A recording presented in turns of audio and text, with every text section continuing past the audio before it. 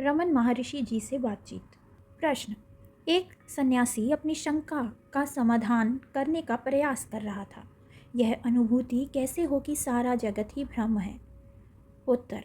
यदि तुम्हारी दृष्टि ज्ञानमयी हो जाए तो तुम्हें समग्र संसार भ्रम भासित होगा।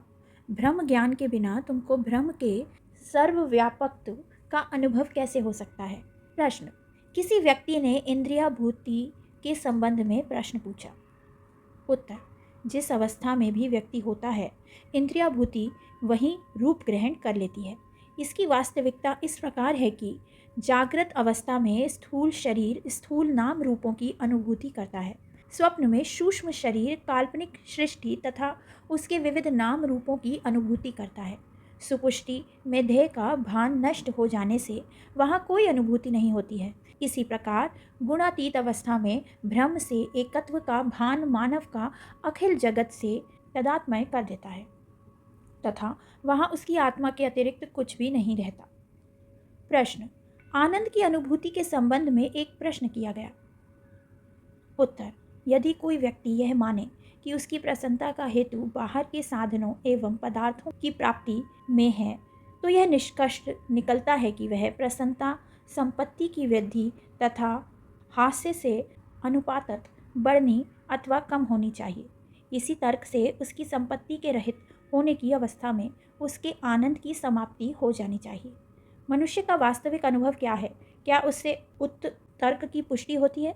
गहरी नींद में मनुष्य के पास कोई भी संपत्ति नहीं होती, यहाँ तक कि उसे अपनी स्वयं की देह का भी भान नहीं रहता, किंतु तब आनंद शून्यता के स्थान पर वह बड़े आनंद का अनुभव करता है। प्रत्येक व्यक्ति प्रगाढ़ निद्रा की इच्छा करता है। इससे यह सिद्ध हुआ कि आनंद मनुष्य के अंदर की वस्तु है। वह आनंद किसी बाहरी वस्तु पर निर्भर नहीं है।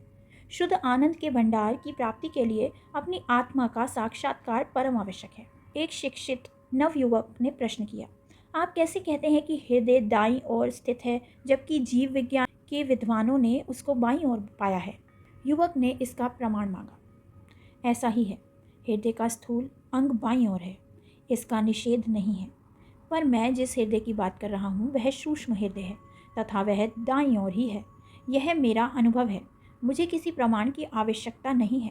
फिर भी तुम मलयालम भाषा के एक आयुर्वेद के ग्रंथ में तथा सीता उपनिषद में प्रमाण ढूंढ सकते हो।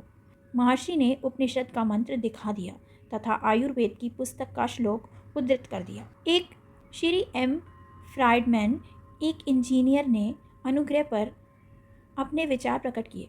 नमक की गुड़िया यदि सागर में डुबकी लगाए तो एक बरसाती कोट भी उसको सुरक्षित नहीं रख पाएगा। उपमा बहुत उपयुक्त थी तथा इसकी काफ़ी प्रशंसा की गई। महर्षि ने कहा, दे ही तो वह बरसाती है। एक सन्यासी ने मन की व्याकुलता से निवृत्ति का उपाय जानना चाहा। तुम अपनी स्वयं की आत्मा को भुलाकर ही बाहर के पदार्थों की अनुभूति करते हो। यदि तुम दृढ़तापूर्वक आत्मभाव में स्थित रहोगे तो तुम्हें ब्रह्म जगत भासित नहीं होगा। जब प्रश्न पूछा गया कि क्या ईश्वरत्व की प्राप्ति के साथ ही सिद्धियों की प्राप्ति भी संभव है, जैसे कि दक्षिण मूर्ति अष्टकम के अंतिम पद में लिखा है, महर्षि ने उत्तर दिया, पहले ईश्वरत्व प्राप्त कर लो और तब दूसरा प्रश्न पूछ सकते हो। क्या किसी मंत्र के अनायास उच्चारण से कोई व्यक्ति कुछ लाभ उठा सकता है? नहीं, मंत्र जाप करने वाला इसका अधिकार तथा मंत्र की दीक्षा प्राप्त होना चाहिए। महर्षि ने प्रमाण स्वरूप यह दृष्टांत दिया। एक राजा अपने प्रधानमंत्री के निवास स्थान पर गया। राजा को सूचना दी गई कि प्रधानमंत्री मंत्र के जाप में व्यस्त है। प्रतीक्षा करने के उपरांत प्रधानमंत्री के उपस्थित होने पर राजा ने जाप के संबंध में अपनी जिज्ञासा प्रकट की। प्रधानमंत्री ने सूचित किया कि मैं सर्वोत्कृष्ट मंत्र गायत्री का जाप कर रहा था। राजा ने प्रधानमंत्री से मंत्र की दीक्षा लेने की इच्छा प्रकट की, परंतु प्रधानमंत्री ने राजा को दीक्षा देने में अपनी असमर्थता बताई। तदुपरांत राजा ने अन्य किसी व्यक्ति से गायत्री मंत्र जान लिया तथा मंत्री के मिलने पर उसके समक्ष गायत्री मंत्र उच्चारण कर मंत्र की शुद्धता के संबंध में जानना चाहा। मंत्री ने कहा कि मंत्र शुद्ध होते हुए भी उन्हें स्वयं यह बात भी कहने का अधिकार नहीं है। जब उसका कारण बताने का आग्रह किया गया तब मंत्री ने समीप खड़े एक सेवक को बुलाकर राजा को कैद कर देने का आदेश दिया। आदेश का पालन नहीं किया गया। पुनः आदेश को अनेक बार दोहराया गया, किंतु उसका पालन नहीं हुआ।